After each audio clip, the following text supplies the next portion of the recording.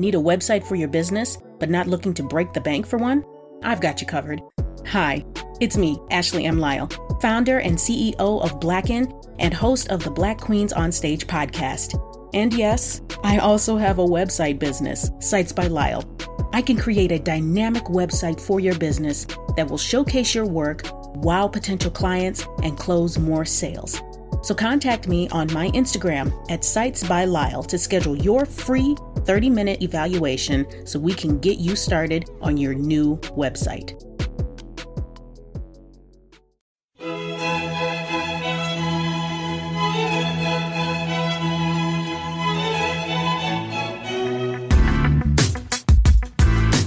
Welcome to the Black Queens on Stage podcast, presented by Black Literature and Art Queens Network, where we bring our queens to the stage.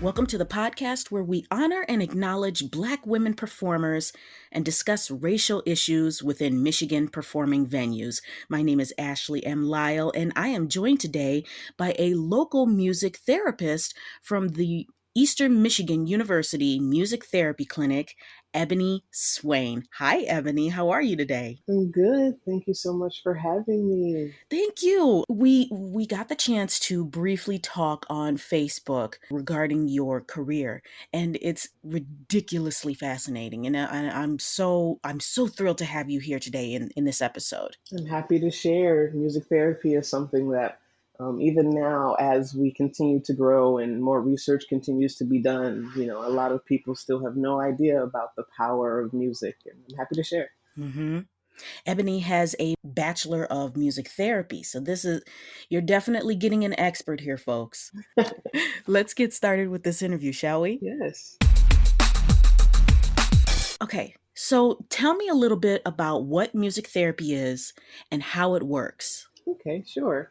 So music therapy, there's a lot of different, very long, very complicated sounding definitions wherever you look. But a lot of therapists and students like to kind of create their own definitions to help, the common person kind of understand more about what it is. So the definition I like to use a lot is using music and creating what I call this meaningful musical container for patients to kind of let go of their ailments, whatever it may be, neurological, behavioral, communicative, physical, psychosocial, anything like that, and to have this open space to be expressive and to truly let the music kind of take them and take their ailments away and create a better, more sustaining, dynamic force of change in their life and even in their bodies. See, I already told you I'm ridiculously fascinated now. So who does this? Who benefits from music therapy? Music therapy can impact people of any age. We have research and techniques and things that cross the lifespan. We can do behavioral disorders, communicative disorders, like I was saying, neurological, physical abnormalities. Truly, even someone who just needs like a wellness coach, just like a musical wellness coach. You don't even have to have anything necessarily wrong with you, but just the music will just heal you in ways that it is truly hard to explain. Mm-hmm. So what kind of instruments or what type of music do you use during your sessions? Have you ever composed any music for any patients? Almost all of the music we do is composed almost in a way. A lot of our techniques and things revolve around, common musical kind of chords and common musical songs and kind of turn them on their head to apply more to the patient. There are songs where there was this one patient I had who really loved the Monster Shout song. And so we would, we'd play through that for a couple of refrains, and then I'd start encouraging them to maybe change up the lyrics, and they would start talking about, things in their life and kind of creating almost like their own kind of rap or song that helps them express what they're feeling at the moment. So my main is violin, but I also do play guitar and piano. But even before then, a lot of the little musical instruments that you see maybe in like kindergarten or first grade, like the musical boom whackers and like baby xylophones and things, we use everything. That's really where it becomes fun, being able to really bring out all these cool trinkets and toys and gadgets and musical instruments that probably even adults haven't seen, but even especially the kids, they really enjoy it. Do you have particular genres of music that you improvise for each individual patient, or is it just whatever music that brings joy to the patient? It really is about the music that brings the patient joy, and that's kind of one of the biggest things that I feel in terms of the difference between performing and then music therapy is that when you're performing, it's a lot about you. You know, am I playing this correctly? Am I communicating this message to the audience? Can I hit that high note right now? You know, am I thinking about the emotion of the song and, you know, living through that moment, you know, of the song and the performance right then? But on the music therapist side, it's a lot more about observing the patient and observing their needs and knowing how to react to them. Like, is the patient in pain? Are they anxious, sad, lonely? What ways can the music be manipulated to prompt emotion, relaxation, memory in my patient? So it really becomes a lot less of a selfish act. And you're really focused on the patient and making them as comfortable and observing them for the slightest change and really adapting to that quickly. Mm-hmm. So walk me through a session. So say, for example, I'm your patient. Okay. Walk me through what would a first session look like? So a first session is really about getting to know the patient, getting to know their musical background and their musical abilities, more about their ailments and things like that. Really just a total assessment. A lot of things I like to do is for example, I had one patient that had was on the autism spectrum.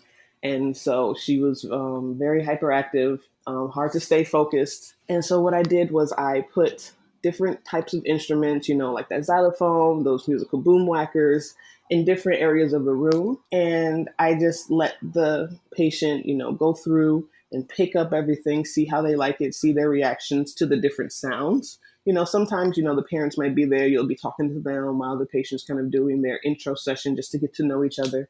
And it's a lot of just about really just observation, seeing what they like, seeing what they don't like, seeing how they respond to the different types of music, and then being able to adapt and create songs and create musical therapy, kind of almost lesson plans for each session that involves the observations you made in that first assessment. She likes the xylophone better than the boom whackers. They're a little bit too loud. It made her a little bit anxious. That made her anxiety rise. That's a good thing to know. Things like that. So before becoming a therapist, how often did you perform on stage? Before I actually finished my degree, I actually was performing a decent bit. I was in actually before I went to Eastern. I was also at Wayne State University, and I was in their symphony orchestra playing violin. And then I turned to more electronic music, and so I joined the electronic music ensemble, and we toured around down the East Coast and everything, and it was a great experience. So I've had,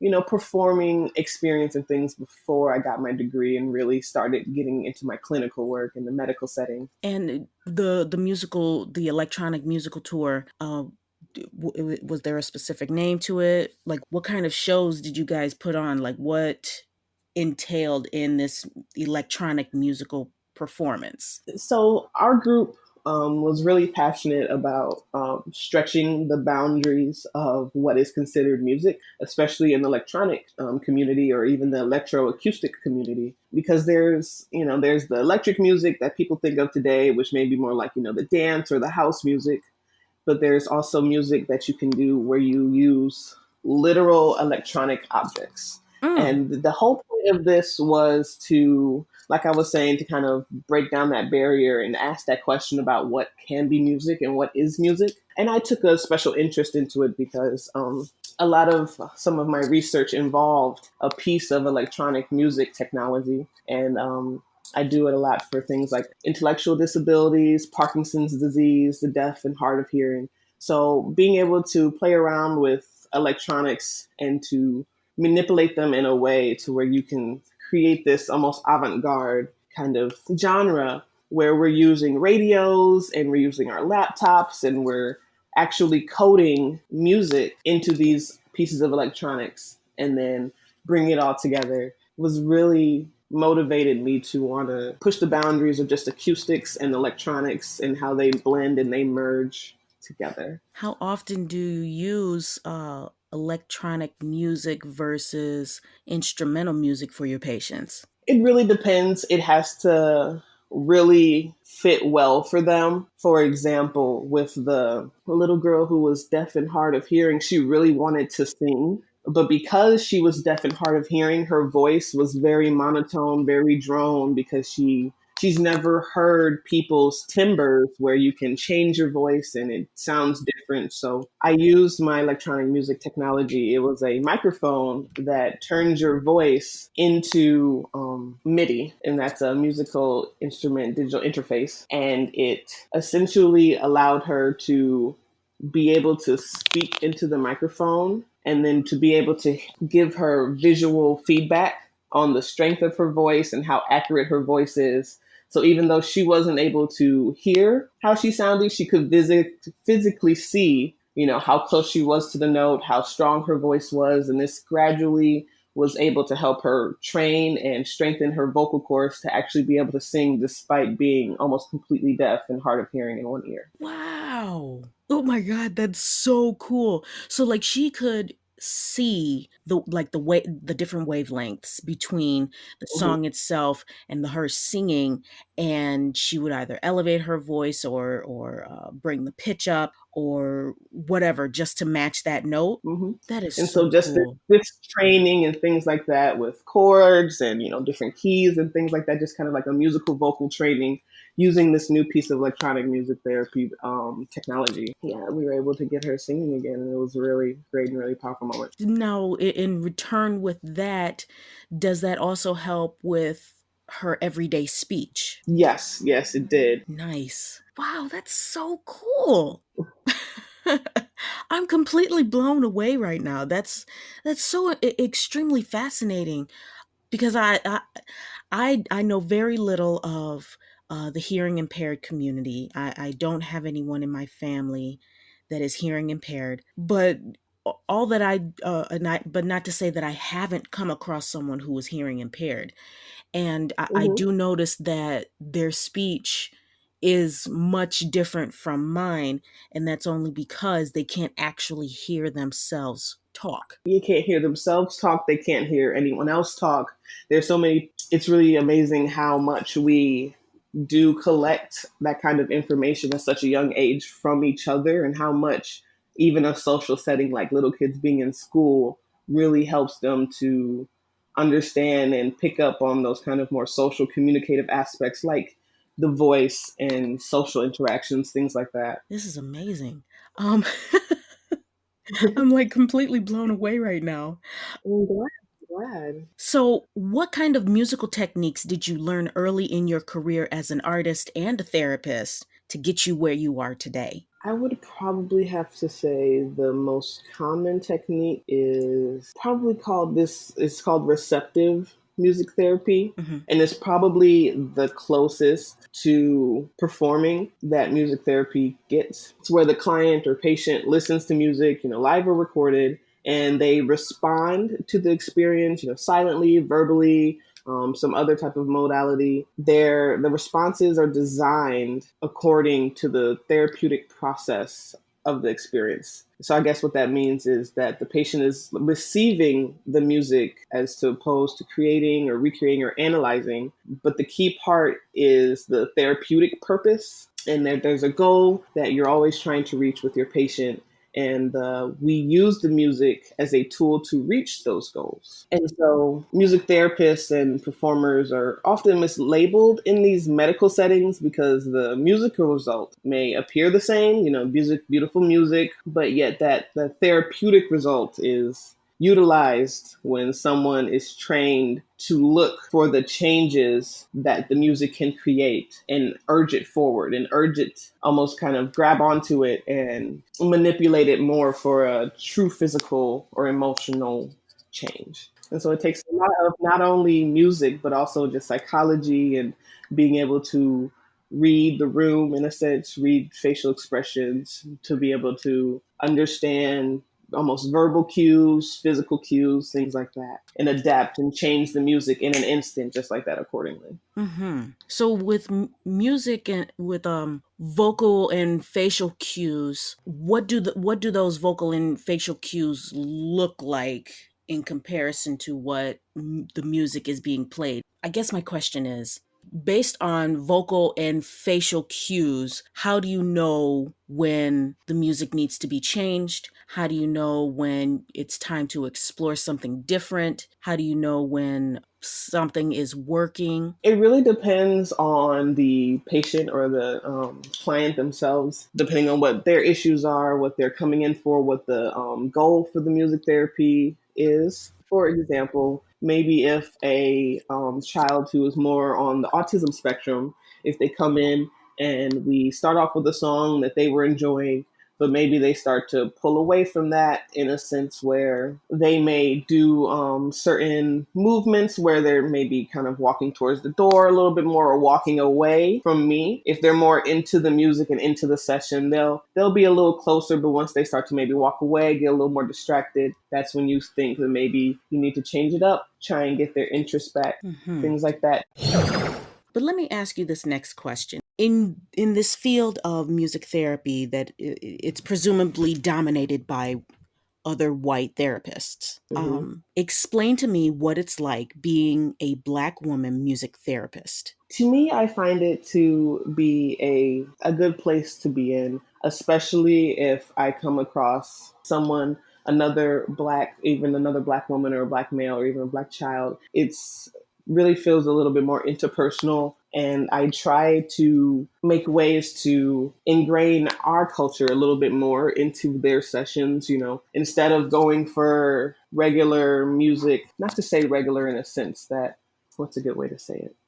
Like for one little boy, he was actually very, very good at poetry. So I really supported his kind of rap and freestyle sessions, and those really helped him to express his issues. He was having behavioral problems, fighting in school, and he had this whole mindset of, good kid, bad kid. And he expressed that really well through freestyle. And so I really pushed for him to enjoy beatboxing, rapping, things like that, that really, really helped him express more than if it was just maybe a regular kind of piano or violin.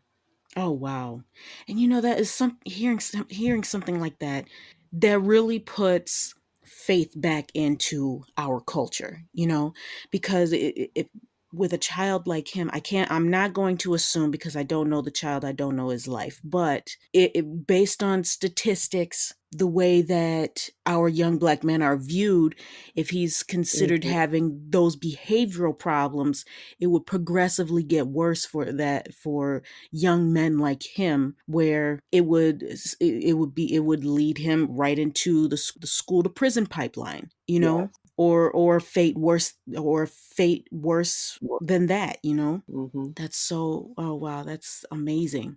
So what obstacles or challenges have you faced because you're a Black woman therapist? I would say probably the biggest challenge is the challenge of not only being a newer music therapist, because I haven't graduated that long ago, and not only that, but also because right now I am one of two that are in our clinic right now, and so we really stick together and we really collaborate on a lot of things.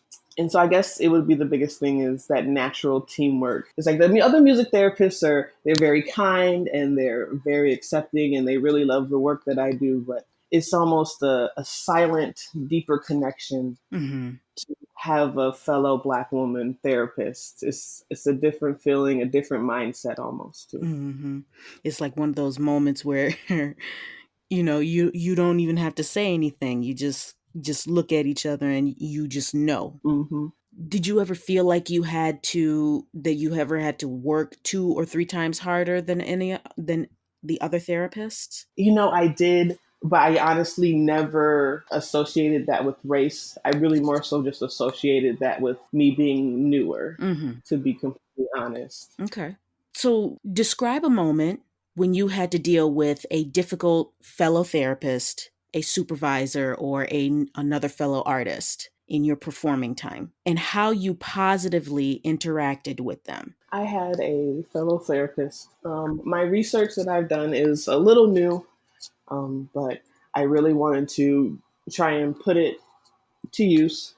And so one of the first clients I went for was a little girl, not the little girl who had the hard of hearing, but another little girl that had an intellectual disability. And so I was trying to use the beatboxing method because actually, when you're beatboxing, you're making certain sounds that are actually really common phonemes that people with an intellectual disability, excuse me, just like I was, can get a little tongue tied. So maybe like that deep, like subwoofer kick can kind of be like a PH or a PF, that really kind of sound, or maybe the hi-hat can have that TS that can really help them train that tongue and get their articulation down really well. And one therapist was a little hesitant at the idea of me kind of starting a case study when my research was so new.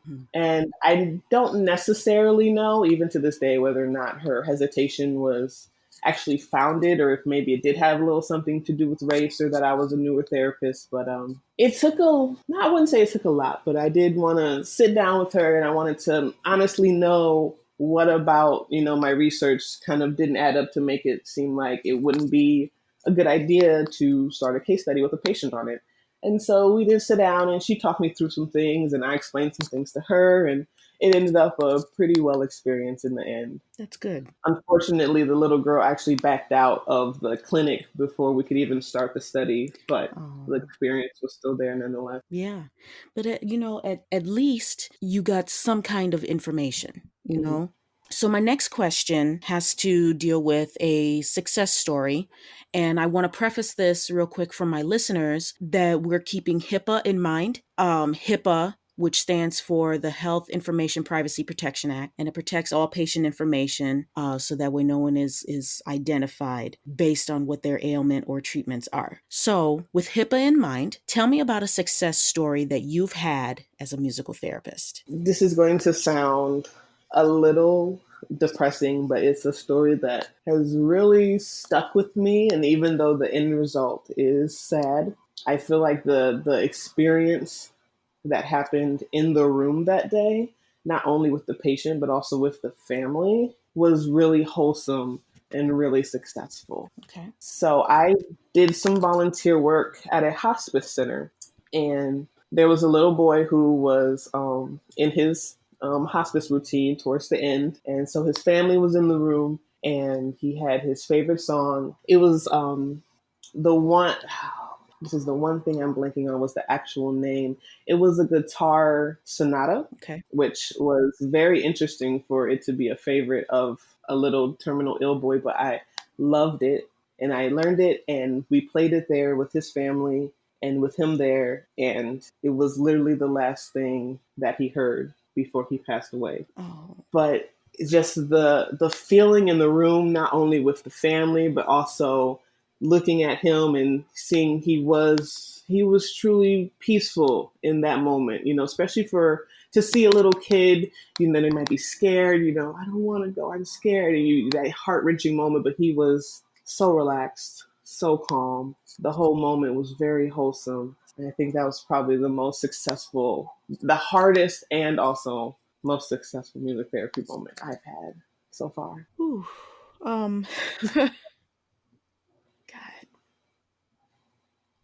I'm at a loss of words right now.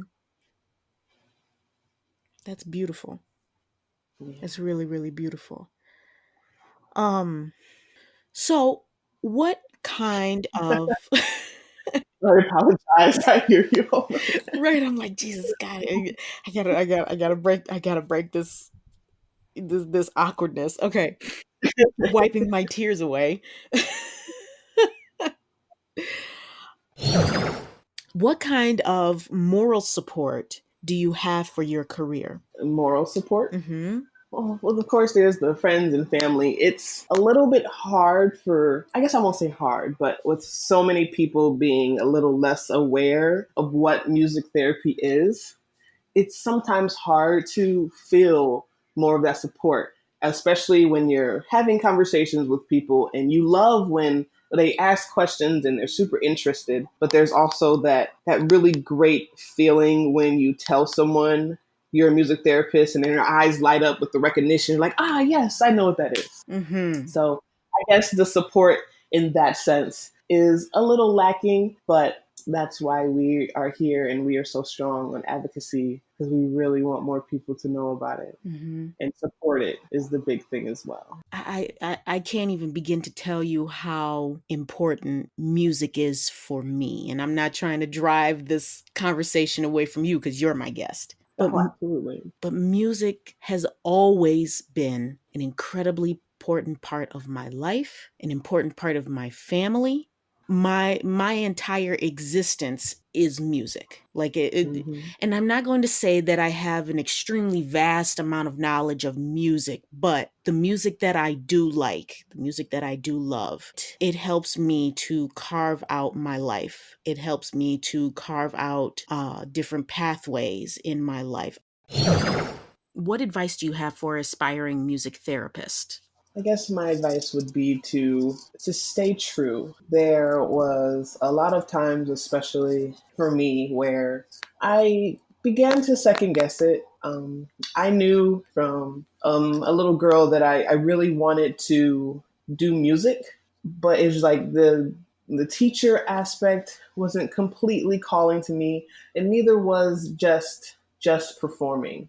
I really felt like I craved and wanted something more out of my music. And so finding out about music therapy and getting interested in it really changed my life. And for a long time, I was unsure about it, but I stuck with it. And it really is one of the best career life decisions I've ever made. So that would really be my advice is to stick with it. And this next question I ask all of my guests, and it's called the Queen's Request.